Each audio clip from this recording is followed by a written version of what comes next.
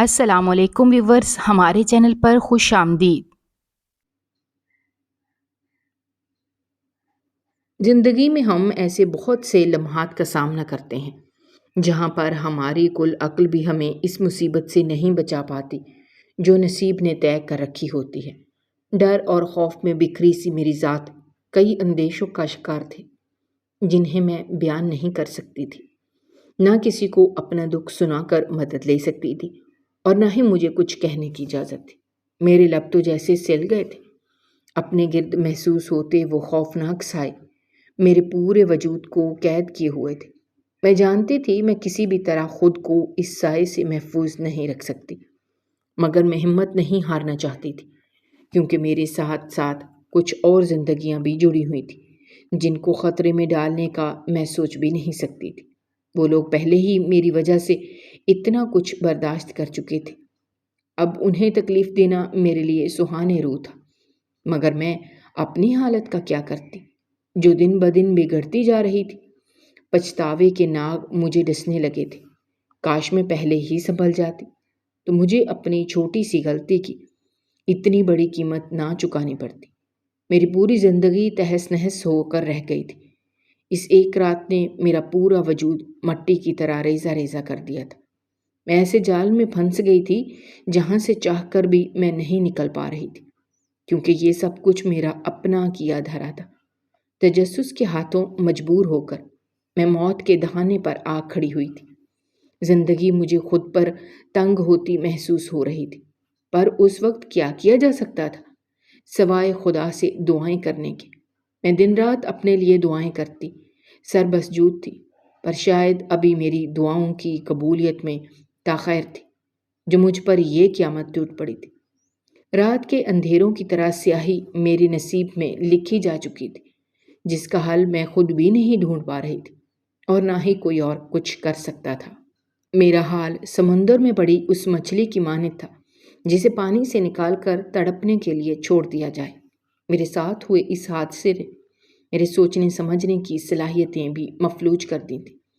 ایسا نہیں تھا کہ میں کوئی ڈرپوک لڑکی تھی، پر وقت کی بے رحمی نے مجھے سخت جان بنا دیا تھا۔ میں جو ہمیشہ اپنی ماں کے سائے میں چھپ کر رہنے والی، ماں کی آغوش کے لیے ترسنے والی بچی تھی، آج اس قدر خود غرض ہو گئی تھی کہ میری وجہ سے کوئی اپنے ناپاک ارادوں میں کامیاب ہونے والا تھا، اور یہی میں نہیں ہونے دینا چاہتی تھی، چاہے اس کے لیے مجھے کچھ بھی کیوں نہ کرنا پڑتا۔ میرے دل میں اب بھی خوف خدا موجود تھا۔ میں سمجھ بوجھ رکھنے کے باوجود غلط کا ساتھ نہیں دے سکتی تھی۔ پہلے ہی اپنی نادانی میں بہت کچھ برباد کر چکی تھی، اب پھر سے اسی راہ پر چل کر نقصان کا سودا نہیں کرنا چاہتی تھی۔ اس انہونی میں میرے حصے میں صرف خسارے ہی آئے تھے جن کا مداوع دنیا کی کوئی طاقت نہیں کر سکتی تھی۔ جو مجھ سے چھینا گیا تھا اب وہ واپس لانا ناممکنات میں سے تھا، پر آگے کے لیے میں کوئی مضبوط قدم اٹھا کر بہتری کی کوشش تو کر ہی سکتی تھی۔ میں چاہتی تھی کہ جو کچھ بھی میرے ساتھ ہوا وہ کسی اور کے ساتھ نہ ہو، اور نہ ہی کوئی میری طرح مجبوری میں اپنا آپ تباہ کرے۔ میرے تجسس نے مجھے وہاں لا کھڑا کیا تھا جہاں سے میں واپسی کسی طور پر نہیں جا سکتی تھی۔ میرا حال ایسا تھا کہ آگے کنواں اور پیچھے کھائے، دونوں طرف ہی مجھے اپنی موت نظر آ رہی تھی، پر میرا ایمان اپنے رب پر بھی پختہ تھا کہ وہ کوئی نہ کوئی راستہ ضرور نکالے گا۔ اسی لیے میں نے انسانوں کے سامنے جھکنے سے بہتر اپنے رب کے سامنے جھکنا سمجھا تھا، کیونکہ وہ 70 ماؤں سے زیادہ پیار کرنے والا تھا، تو کیسے مجھے میرے مشکل وقت میں اکیلا چھوڑ دیتا۔ مجھے بس اپنے مصمم ارادے پر ثابت قدم رہنا تھا۔ ایک یہی راستہ تھا اس کالے سائے کو اپنے گھر سے اور خود سے دور کرنے کا، ورنہ نہ جانے کون سی تباہی آ جاتی جس کا سامنا کرنے کی ہمت فی الحال میں خود میں مفقود پا رہی تھی۔ میرے لیے سب سے اہم میرے اپنے تھے جن کو کھونے کا خطرہ میں مول نہیں لینا چاہتی تھی۔ میں اپنے طور پر اس سب کا حل تلاش کرنے کی بھرپور کوشش کر رہی تھی تاکہ کسی کو بھی میری وجہ سے اب مزید مشکلات کا سامنا نہ کرنا پڑے اور میں اس سائے کی گرفت سے آزاد ہو سکوں جس نے میری پوری زندگی اجیرن کر دی تھی۔ میں راتوں کو اٹھ اٹھ کر رونے لگ گئی تھی، مجھے کچھ بھی سمجھ نہیں آتا تھا کہ میرے ساتھ یہ سب کیوں ہو رہا ہے۔ میری نادانی میں کی گئی خطا ساری زندگی کے لیے مجھے داغدار کر گئی تھی۔ اس وقت میں عمر کے جس حصے میں موجود تھی، میرے دماغ میں کئی سوچوں کے جال پھیلے ہوئے تھے۔ میرا نام کنول ہے اور میں کراچی شہر کی رہنے والی ہوں۔ ویسے ہمارا تعلق ایک گاؤں سے تھا۔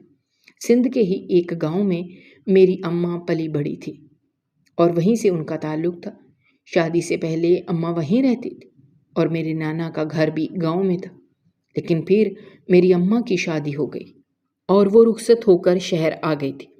میری اماں اپنے والدین کی اکلوتی بیٹی تھی، اسی لیے شادی کے بعد ان کا زیادہ وقت اپنے والدین کے پاس گزرتا تھا۔ وہ آئے دن ان سے ملنے کے لیے گاؤں چلی جاتی تھی اور یہ ساری باتیں مجھے اماں ہی بتاتی تھی۔ میں تو کبھی بھی گاؤں نہ گئی تھی اور نہ ہی میں نے کبھی اس گھر کو دیکھا تھا جہاں میرے نانا نانی رہتے تھے۔ امی بتاتی تھیں کہ شروع میں شادی کے بعد وہ اکثر اپنے گھر آ کر رہنے لگتی تھیں، جبکہ ان کے گھر والے انہیں یہ بات سمجھاتے تھے کہ اب ان کی شادی ہو چکی ہے، اب انہیں اپنے سسرال میں رہنا ہوگا اور وہیں پر دل لگانا ہوگا۔ وقت گزرتے دیر نہیں لگتی اور اس طرح گزرتے وقت نے بہت ساری چیزوں کو بدل دیا تھا۔ میری اماں اپنے گھر میں آ کر رہنے لگی تھی اور پھر آہستہ آہستہ ان کا اس گھر میں دل بھی لگ گیا تھا۔ اس کی سب سے بڑی وجہ شاید یہی تھی کہ ابا ان سے محبت کرتے تھے۔ اس کے بعد اماں کافی وقت کے بعد اپنے گھر کا چکر لگاتی تھی۔ زندگی اسی طرح سے گزر رہی تھی اور ان کی زندگی میں آ گئی۔ اس کے بعد اماں ابا کے والدین کا انتقال ہو گیا اور گاؤں میں کوئی ایسا قریبی رشتہ دار نہیں تھا جس سے ملنے کے لیے وہ گاؤں جاتے۔ اس کے بعد انہوں نے گاؤں جانا چھوڑ دیا تھا اور یہیں پر رہنے لگی۔ یہ چھوٹا سا گھر جس میں اور اماں زندگی گزار رہے تھے، یہ گھر ہمارا اپنا تھا۔ میری امی ایک اسکول میں پڑھاتی تھی جس سے ہمارے گھر کا گزارا ہوتا تھا، جبکہ جب سے میں نے ہوش سنبھالا تھا میں نے اپنی ماں کو ہی اپنے آس پاس دیکھا تھا، جبکہ میرے ابا، انہیں میں نے صرف تصویروں میں دیکھا تھا۔ میں اماں سے ابا کے بارے میں کچھ پوچھتی تھی تو وہ مجھے کچھ نہ بتاتی۔ جیسے جیسے میں بڑی ہو رہی تھی چیزیں خود بخود ہی مجھے پتہ چلنے لگی تھیں۔ محلے کے سبھی لوگ یہی کہتے تھے کہ جس وقت میں چھوٹی تھی اس وقت میرے ابا کا انتقال ہو گیا تھا۔ ان کا ایک بہت برا ایکسیڈنٹ ہوا تھا اور اسی حادثے میں میرے ابا مارے گئے تھے، جبکہ میری اماں ان سے بہت محبت کرتی تھی۔ اسی لیے اماں نے کافی عرصے تک تو ابا کی موت کا یقین نہیں کیا تھا، لیکن پھر وقت گزرنے کے ساتھ انہیں اس بات پر یقین آ گیا تھا کہ جس ہم سفر سے وہ بے حد محبت کرتی تھی وہ انہیں اس بھری دنیا میں تنہا چھوڑ کر جا چکا ہے۔ لیکن ابھی بھی میری اماں نے کبھی بھی میرے ابا کے لیے یہ الفاظ استعمال نہیں کیے تھے کہ میرے ابا اس دنیا میں موجود نہیں ہیں، وہ مر چکے ہیں۔ میں جب بھی ان سے یہ پوچھتی تھی تو وہ خاموش ہو جاتی تھی۔ کبھی انہوں نے یہ نہیں کہا تھا کہ میرے ابا مر چکے ہیں، جبکہ سارے محلے والے شروع سے ہی ہم لوگوں کو جانتے تھے۔ ان سب لوگوں کو اس بات کا علم تھا کہ میرے ابا کا انتقال ہو گیا ہے، اسی لیے محلے والے بھی ہماری ہر معاملے میں مدد کرتے تھے، کیونکہ ہمارے گھر میں کوئی مرد نہیں تھا۔ اسی لیے سبھی لوگ اماں کو اور مجھے بہت عزت اور محبت دیتے تھے اور کبھی بھی ہمیں یہاں پر رہتے ہوئے کسی بھی قسم کی پریشانی نہیں ہوئی تھی۔ محلے میں میری بہت ساری سہیلیاں تھیں اور میری اماں کی غیر موجودگی میں بھی ان کے گھر چلی جاتی تھی۔ سبھی لوگ مجھے بہت محبت اور پیار دیتے تھے اور اس کے ساتھ ہی میری اماں کی بہت تعریف کرتے تھے کہ ابا کے جانے کے بعد بھی انہوں نے ہمت نہیں ہاری اور کس طرح سے خود کو اور مجھے سنبھال لیا تھا، جبکہ جس قدر وہ ابا کو چاہتی تھی اور ان کے جانے کے بعد اماں کی جو حالت ہو گئی تھی، ایسے میں سب لوگوں کو یہی لگتا تھا کہ شاید وہ اس صدمے کو برداشت نہیں کر پائیں گے، لیکن انہوں نے میرے لیے یہ سب کچھ برداشت کیا تھا۔ وہ دوبارہ سے زندگی جینے لگی تھی، نہ صرف جینے لگی تھی بلکہ روزمرہ کے کام بھی بہت اچھے طریقے سے سر انجام دے رہی تھی۔ نوکری کرتی تھی اور میری ہر خواہش کو پورا کرنے کی بھی کوشش کرتی تھی۔ میرا سارا وقت اماں کے ساتھ ہی گزرتا تھا۔ میں ان کے ساتھ اسکول جاتی تھی اور ان کے ساتھ ہی واپس آتی تھی۔ اماں کے علاوہ میرا کوئی تھا نہیں، اسی لیے ہر وقت اماں کے پیچھے پیچھے رہتی اور کوئی بھی کام میں نے آج تک ان سے پوچھے بغیر نہ کیا تھا۔ اماں بھی مجھ سے بہت محبت کرتی تھی کیونکہ میں ان کی زندگی کا کل سرمایہ تھی، ان کے لیے سب کچھ تھی۔ جہاں انہوں نے اپنے سارے رشتے کھو دیے تھے، ان کے والدین ان کو چھوڑ کر چلے گئے تھے، اور میرے ابا بھی ہمیں چھوڑ کر چلے گئے تھے۔ کوئی ایسا رشتہ دار بھی نہ تھا جو کہ ہمارے گھر آتا جاتا۔ اماں کے رشتہ داروں میں تو کوئی تھا نہیں، وہ اکلوتی تھی۔ جبکہ ابا کے رشتہ داروں کے بارے میں جب میں ان سے پوچھتی تو وہ خاموش ہو جاتی تھی، کچھ نہیں بتاتی تھی۔ یہ کہتی تھیں کہ ابا کے رشتہ داروں میں کوئی بھی ایسا نہیں ہے جن سے میل جول بڑھایا جائے، اور میں ان کی یہ بات سن کر خاموش ہو جاتی تھی۔ یہی ہم دونوں ماں بیٹی کی زندگی تھی جو ہم پرسکون طریقے سے گزار رہے تھے۔ بچپن میں تو مجھے کبھی بھی اس چیز کا احساس نہیں ہوا تھا۔ اب جب کہ میں 10 سال کی ہو گئی تھی اور میں تھوڑی بہت سمجھ بوجھ رکھنے لگی تھی، مجھے اپنے ارد گرد ہونے والی چھوٹی چیزوں کے بارے میں سب کچھ معلوم ہو جاتا تھا۔ ایک دن اسی طرح سے میں رات کو سو رہی تھی جب اچانک سے کسی کی آواز سے میری آنکھ کھل گئی۔ مجھے ساتھ والے کمرے سے کسی کے بولنے کی آواز سنائی دے رہی تھی، اور وہ آواز کسی اور کی نہیں بلکہ میری اماں کی تھی۔ رات کے اس وقت اماں کس سے باتیں کر رہی تھی، جبکہ ہمارے گھر میں تو میرے اور اماں کے علاوہ کوئی تیسرا شخص موجود ہی نہیں تھا۔ فوراً سے میں اپنے بستر سے اٹھی اور جس کمرے سے آواز آ رہی تھی اس طرف چل پڑی۔ میں نے فوراً ہی جا کر کمرے کا دروازہ بجایا تو اماں نے کمرے کا دروازہ کھول دیا، لیکن ان کے کمرے میں تو اماں اکیلی تھی، مگر مجھے کمرے کے باہر دیکھ کر وہ گھبرا گئی تھی۔ میں نے ان سے پوچھا کہ وہ رات کے اس وقت کس سے باتیں کر رہی تھیں۔ انہوں نے مجھ سے کہا کہ وہ تو سو رہی تھی۔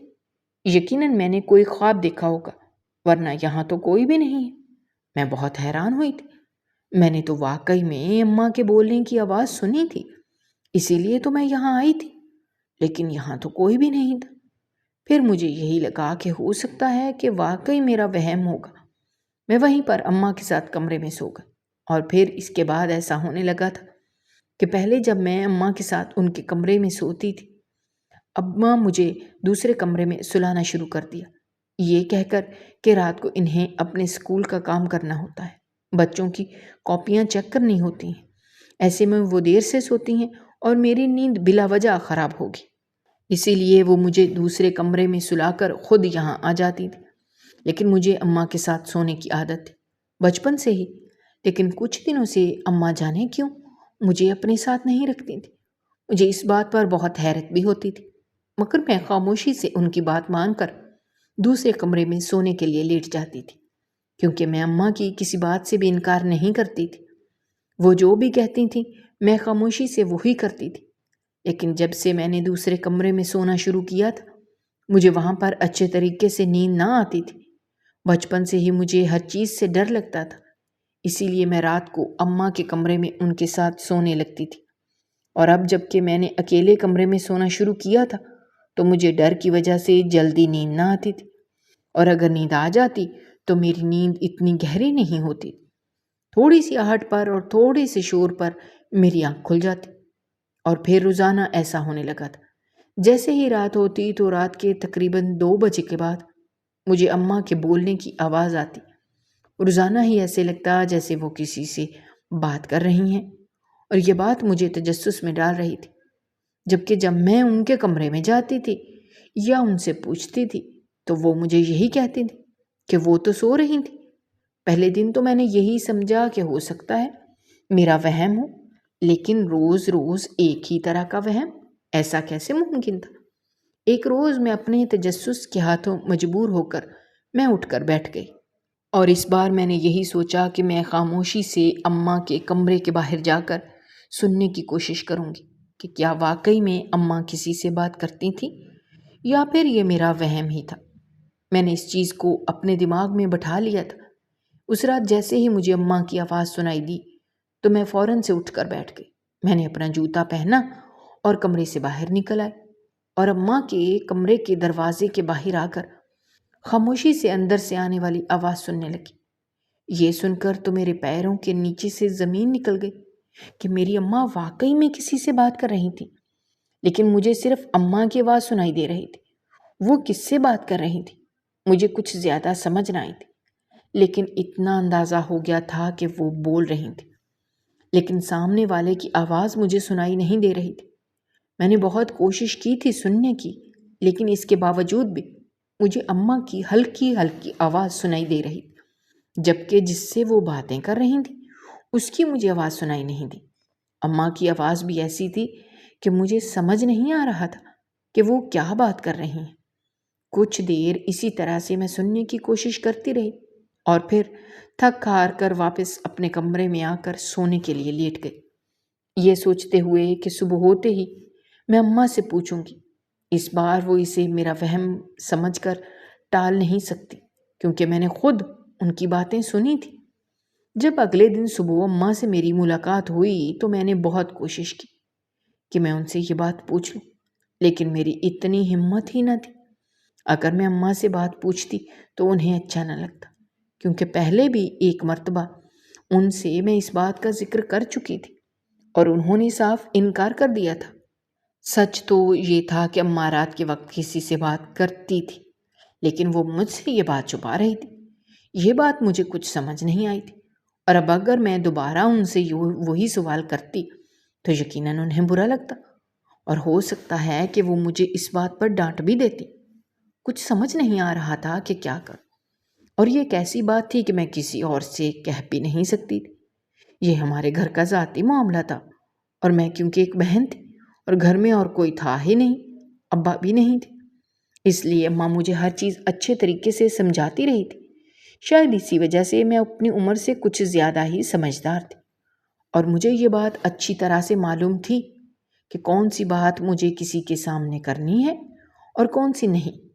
میں محلے میں اپنی سہیلیوں کے گھر جاتی تھی، لیکن میں نے کبھی بھی اپنے گھر کی کوئی بھی بات ان سے نہیں کی تھی۔ وہ یہ بات بچپن میں ہی اماں نے مجھے اچھی طرح سے سمجھائی تھی کہ میں اپنی سہیلیوں سے ہر بات کر سکتی ہوں، لیکن پھر بھی انسان کو اپنے راز کسی کے سامنے نہیں کھولنے چاہیے، اور ایک طرح سے یہ ہمارے گھر کا راز ہی تھا جو میں کسی کے سامنے نہیں کہہ سکتی تھی۔ اگر میں کسی کے سامنے کہتی بھی تو سب لوگ میری اماں کو غلط سمجھتے، اور میں ایسا بالکل نہیں چاہتی تھی۔ لیکن اپنے اس شک کو اور اس تجسس کا میں کیا کرتی؟ میں سچ جاننا چاہتی تھی، اور سچ اماں کے علاوہ اور مجھے کوئی بتا نہیں سکتا تھا۔ کچھ وقت اسی طرح سے گزرا تھا، اور میں نے اس بات کو نظر انداز کرنا شروع کر دیا۔ اپنے آپ کو اس بات کا یقین دلایا کہ وہ میری اماں ہیں، ایسے میں ہو سکتا ہے وہ اپنے کام کی بات کسی سے کرتی ہوں گی۔ اس طرح سے میرا ان پر شک کرنا بہت ہی غلط بات تھی۔ میں نے اپنے آپ کو غلط کیا اور اپنے آپ کو سمجھا لیا۔ اس کے بعد میں نے کبھی بھی اس بات پر دھیان ہی نہیں دیا تھا۔ وقت اسی طرح سے گزر رہا تھا، اور پھر ایک دن اماں نے مجھ سے ایسی بات کہی جسے مجھے حیران کر دیا۔ میں 12 سال کی تھی، اور میری شدت سے یہ خواہش تھی کہ میرا کوئی اور بہن بھائی ہوتا، لیکن ایسا ممکن ہی نہیں تھا کیونکہ میرے ابا کا انتقال ہو گیا تھا، اسی لیے میں نے اس بات کو سوچنا چھوڑ دیا تھا۔ لیکن ایک دن میری اماں نے مجھے بتایا کہ تیرا ننھا بھائی آنے والا ہے۔ اماں نے یہ بات مجھے بتائی اور وہ بہت خوش تھی۔ وہ روز ہی تقریباً مجھ سے یہ بات کہتی تھی، اور میں ان کی بات پر حیران ہوتی تھی کہ یہ سب کچھ کیا ہو رہا تھا، جبکہ میرے ابا کا تو بہت سال پہلے ہی انتقال ہو گیا تھا۔ مجھے یہی لگتا تھا کہ اماں مذاق میں یہ بات مجھ سے کہتی ہیں، یا پھر مجھے تنگ کرنے کے لیے یہ کہتی ہیں، کہ اب تک جب وہ مجھ سے اکیلی اتنی محبت کرتی تھیں، اب ان کی محبت بڑھ جائے گی۔ شاید وہ مجھے تنگ کرنے کے لیے ایسا کہتی ہوں گی، اسی لیے میں چپ ہو جاتی اور ان کی اس بات کا کوئی جواب نہ دیتی۔ جبکہ اب حیرت تو مجھے مزید ہونے لگی تھی کہ میری اماں نے چھوٹی چھوٹی چیزیں بھی جمع کرنا شروع کر دی تھیں۔ مجھے اماں کی اس بات پر بہت غصہ آتا تھا۔ پہلے جو وہ ہر وقت مجھ سے محبت کرتی تھی، میرے لیے چیزیں خریدتی تھی، اب ان کو کسی اور کے لیے یہ وہ سب کچھ کرتی تھی، تو مجھے بالکل بھی اچھا نہ لگتا، اور میں چھوٹی چھوٹی بات پر غصہ کرنے لگی تھی، یہاں تک کہ میں اماں سے بھی بدتمیزی کرنے لگی تھی۔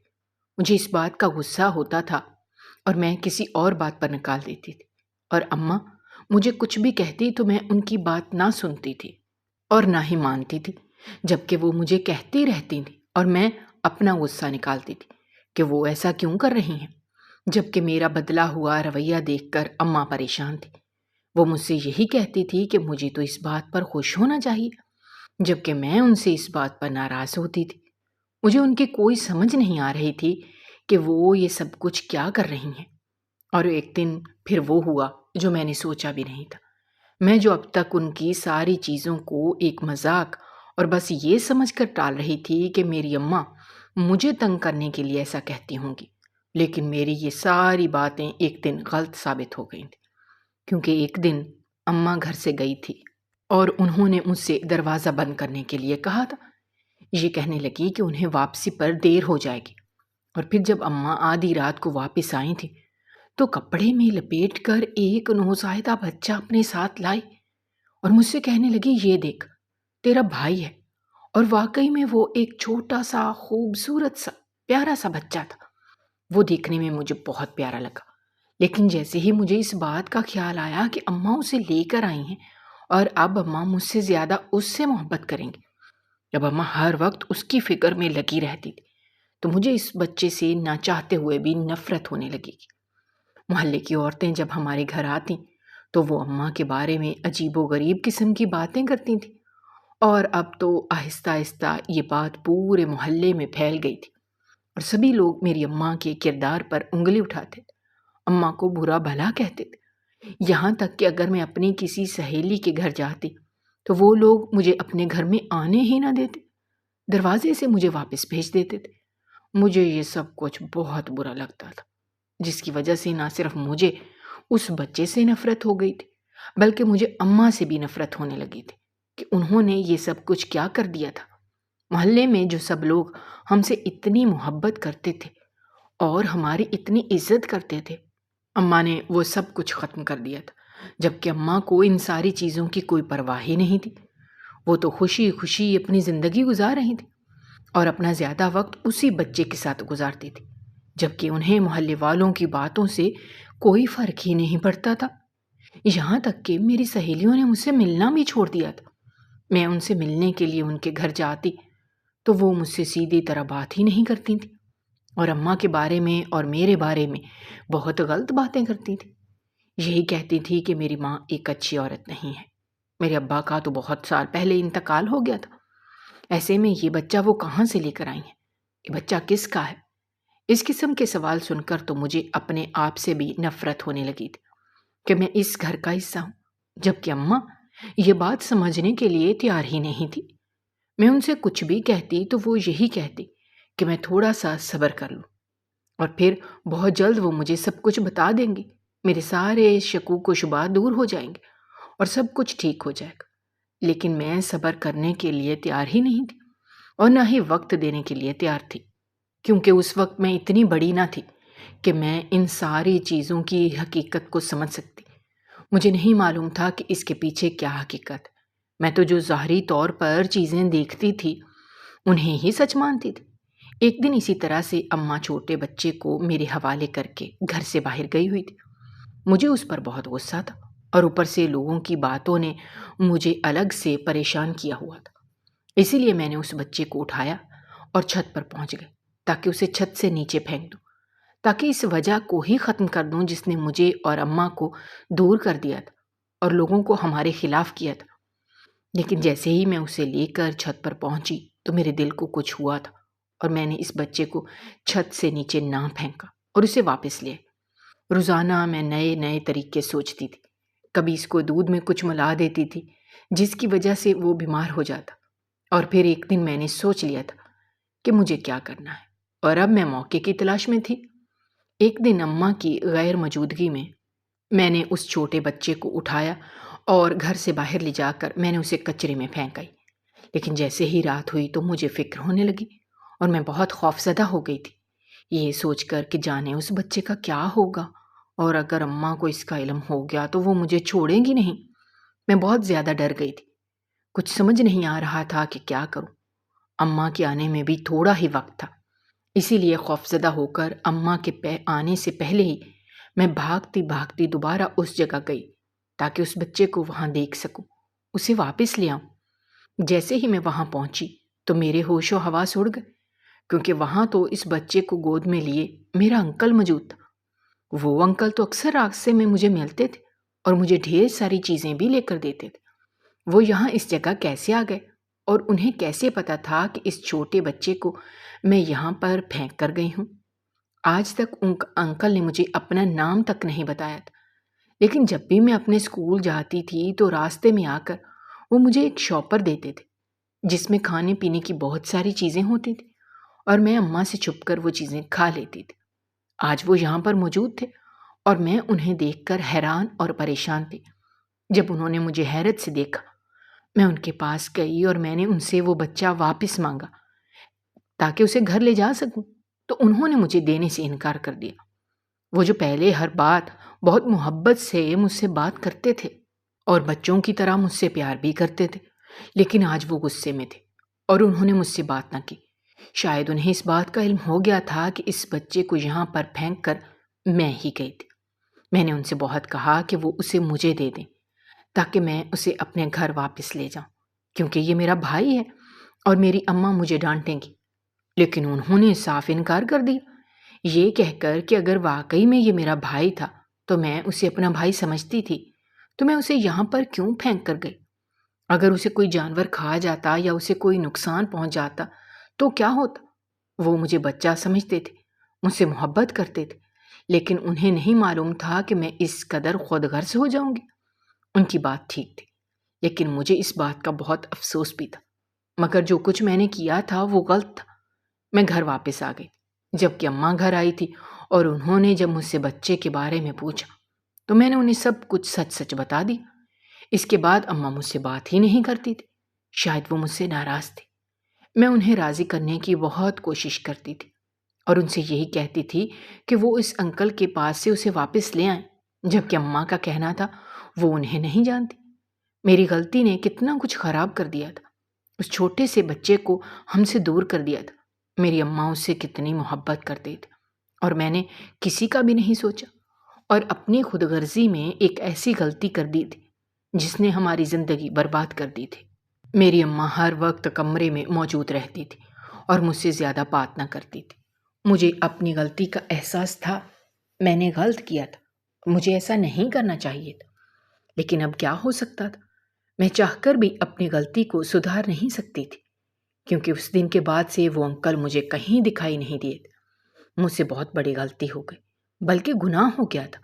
میں نے اپنے ہی ہاتھوں سب کچھ ختم کر دیا تھا۔ میں نے ایک ایسا گناہ کیا تھا جس کے لیے شاید خود بھی میں اپنے آپ کو معاف نہیں کر سکتی تھی۔ خود ہی اپنے ہاتھوں سے میں نے اپنے گھر کی خوشیاں ختم کر دی تھی۔ اماں تو سارا وقت خاموش رہتی تھی، نہ کوئی بات کرتی تھی اور نہ ہی پہلے کی طرح مجھ سے محبت کرتی تھی۔ مجھے اپنی غلطی کا شدت سے احساس تھا، لیکن اب کیا جا سکتا تھا؟ میں نے اس چھوٹے سے بچے کے ساتھ بہت برا کیا تھا۔ میں نے اپنے اللہ سے اپنی غلطی کی معافی مانگی تھی۔ مجھے ایک لمحے کے لیے بھی سکون نہیں تھا۔ جو کچھ میں نے کیا تھا میں اسے ٹھیک کرنا چاہتی تھی، لیکن اب شاید میں اپنی اس غلطی کو کبھی سدھار نہیں سکتی تھی۔ کچھ دن اسی طرح سے گزرے تھے۔ میں اپنے کمرے میں بند ہو کر رہ گئی تھی۔ جو کچھ میں نے کیا تھا وہ ناقابل معافی تھا، اسی لیے میں اماں کے سامنے بھی نہیں جاتی تھی۔ ایک دن اسی طرح سے گھر کے دروازے پر دستک ہوئی۔ جب میں نے جا کر دیکھا تو میں دیکھ کر حیران رہ گئی کہ وہی انکل جو مجھے راستے میں ملتے تھے، جنہوں نے اس بچے کو اٹھایا تھا، وہ ہمارے گھر کے باہر موجود تھے۔ وہ گھر کے اندر آ گئے۔ انہیں میں دیکھ کر بہت خوش ہوئی تھی اور حیران بھی کہ وہ یہاں کیسے آ گئے۔ جب میں نے اماں کو جلدی سے بلایا تو اماں بھی کمرے سے باہر نکل آئے۔ شاید میری دعا قبول ہو گئی تھی۔ وہ بچہ خود ہی ہمارے گھر آ گیا تھا، جسے میں ڈھونڈنا چاہتی تھی اور جس کی وجہ سے سب کچھ ختم ہو گیا تھا۔ جب وہ انکل ہمارے گھر آئے تو اماں نے ان سے اس بچے کو لے لیا، اور اس وقت مجھے ایک ایسی حقیقت پتہ چلی تھی جسے سن کر میں حیران رہ گئی۔ اماں نے مجھے بتایا کہ وہ انکل کوئی اور نہیں بلکہ میرے ابا ہیں۔ میں جو اپنی ماں کو لوگوں کی وجہ سے غلط سمجھ رہی تھی، ایسا کچھ نہیں تھا۔ میری اماں نے مجھے بتایا کہ میرے ابا کا انتقال نہیں ہوا تھا، بلکہ کچھ لوگوں نے انہیں مارنے کی کوشش کی تھی۔ وہ لوگ میرے ابا کے دشمن تھے، ان کی کوئی پرانی دشمنی تھی، اسی لیے انہوں نے ابا کو مارنے کی کوشش کی تھی، لیکن ابا بچ گئے تھے، مگر وہ سامنے نہیں آ رہے تھے۔ تب تک انہوں نے اپنے آپ کو چھپا کر رکھا جب تک ان لوگوں کو سزا نہیں ہوئی تھی۔ اگر وہ دوبارہ سے واپس آ جاتے تو وہ لوگ دوبارہ سے انہیں نقصان پہنچانے کی کوشش کرتے، اور اس کے ساتھ ہی ہم لوگوں کو بھی نقصان پہنچاتے۔ اسی لیے میرے ابا ہم سے دور تھے اور چھپ چھپ کر اماں سے ملنے کے لیے آتے تھے۔ راستے میں مجھے ملتے تھے اور اجنبی بن کر مجھ سے محبت کرتے تھے، جبکہ اماں رات کو جو کسی سے بات کرتی تھی وہ ابا سے فون پر بات کرتی تھی، اور میں اپنی اماں کو اب تک غلط سمجھ رہی تھی، جبکہ ایسا کچھ نہیں تھا۔ میں اپنے ابا کو اپنے سامنے دیکھ کر بے حد خوش تھی۔ ایسا لگتا تھا جیسے سب کچھ مل گیا ہے۔ میں نے اپنی غلطی کی معافی مانگی اور اماں نے اور ابا نے مجھ سے یہی کہا تھا کہ انہوں نے اس وقت مجھے یہ سچائی جان بوجھ کر نہیں بتائی تھی۔ ابا جان بوجھ کر اس بچے کو لے کر یہاں سے چلے گئے تھے کچھ دنوں کے لیے، تاکہ مجھے اپنی غلطی کا احساس ہو سکے، اور مجھے اچھی طرح سے اس بات کا احساس ہو گیا تھا۔ میری اماں مجھے ہر وقت یہی سمجھاتی تھی کہ دوسروں کی باتوں پر ہر وقت بھروسہ نہیں کرتے۔ ہم سے جڑے جو رشتے ہوتے ہیں ہمیں ان پر بھروسہ کرنا آنا چاہیے۔ جب ہم اپنے اپنوں کو چھوڑ کر باہر کے لوگوں پر بھروسہ کرتے ہیں تو پھر اس طرح سے ہم کوئی ایسی غلطی کر بیٹھتے ہیں کہ جس کی تلافی ممکن نہیں ہوتی، اور چھوٹی سی عمر میں ہی مجھے یہ بات اچھی طرح سے سمجھ آ گئی تھی۔ میں نے اپنی امی ابا سے دونوں سے معافی مانگی تھی، اور کیونکہ میں ان کی لاڈلی بیٹی تھی انہوں نے میری غلطی کو معاف کر دیا تھا، اور اس کے بعد میں اپنے اماں ابا کے ساتھ اور اپنے چھوٹے لاڈلے بھائی کے ساتھ ہنسی خوشی رہنے لگی تھی۔ میں اسے بہت محبت کرتی تھی اور لاڈ کرتی تھی، اور دل میں افسوس بھی ہوتا تھا کہ جب تک مجھے یہ حقیقت معلوم نہیں تھی تب تک میں نے کیا کچھ نہیں سوچا تھا، اور اپنی غلطی پر شرمندہ بھی ہوتی تھی کہ اگر اس رات اسے کچھ ہو جاتا میں شاید کبھی اپنے آپ کو معاف نہ کر پاتی۔ زندگی میں کبھی بھی کوئی ایسی غلطی یا کوئی ایسا قدم نہیں اٹھانا چاہیے کہ بعد میں آپ کبھی بھی کچھ کر کے بھی اس کو ٹھیک نہ کر پائیں۔ اگر آپ کو ہماری کہانیاں پسند آ رہی ہیں تو ہمارے چینل کو سبسکرائب کیجیے، ویڈیوز پر کمنٹ کیجیے اور شیئر کیجیے۔ شکریہ۔